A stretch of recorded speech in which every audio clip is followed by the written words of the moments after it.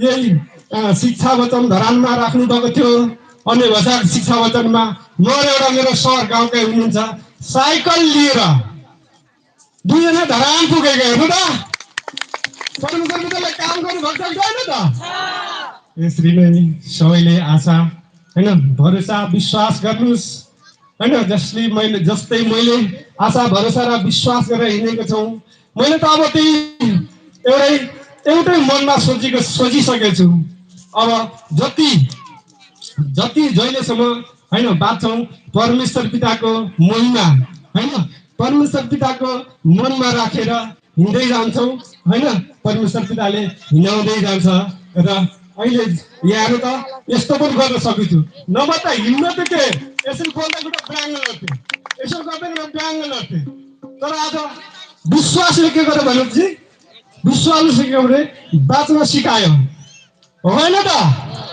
धन्यवाद परमेश्वर पिता। फेरि पनि महान परमेश्वर पिता, फेरि जोरदार ताली। मेरो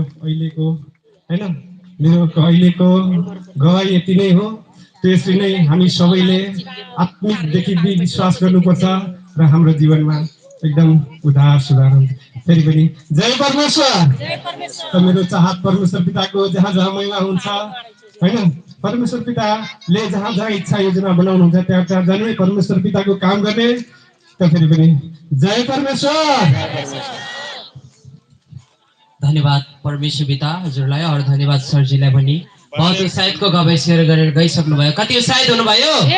और फेरि पनि समय रहेको छ गवाईको, और गवाई बताउनको निम्ति रूपा म्यामजी आइसक्नु भयो धारणबाट। उहाँलाई पनि परमेश्वरको भरिपूर्ण आशिष और सम्मान स्वरूप जोड से ताली। और अघि जसले नाम टिपाउनु भएको थियो गवाईको निम्ति सबैजना यता लाइनमा आएर बसिदिनुहोस् है त। जसले गवाईको लागि नाम टिपाउनु भएको थियो यता स्टेजको साइडमा लाइनमा आएर बसिदिनुहोस् है। जय परमेश्वर।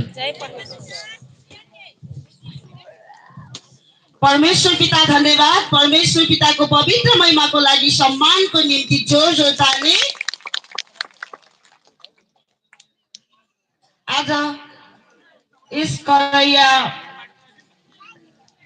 करैया खापटोल मोरङ दोस्रो फेलोसिपमा पाल्नुहुने सम्पूर्ण अतिथिहरूमा मेरो नमस्कार। यहाँ जति पनि उपस्थित हुनुहुन्छ परमेश्वर पिताको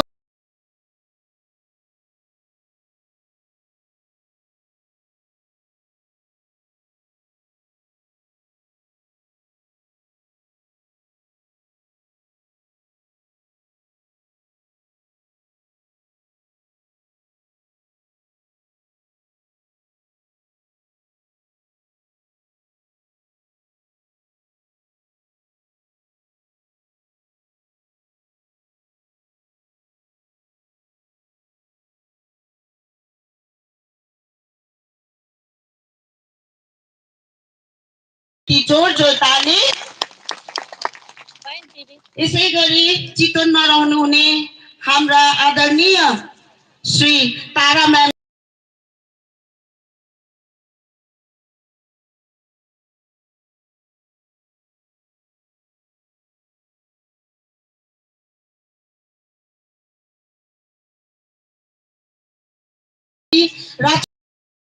घर परिवार भरिपूर्ण आशिष सम्मानको निम्ति जोर जोर ताली।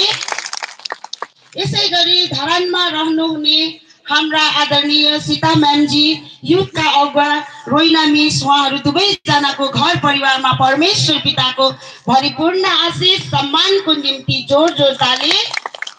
मैले परमेश्वर पिताको राम्रो खबर सुने गङ्गा म्यामबाट र म परमेश्वर पिताको सन्तान बने। हाम्रा अगुवा श्री राजकुमार सरजीको हातद्वारा उहाँहरू दुवैजनाको घर परिवारमा परमेश्वर पिताको भरिपूर्ण आशिष सम्मानको निम्ति जोर जोर ताली।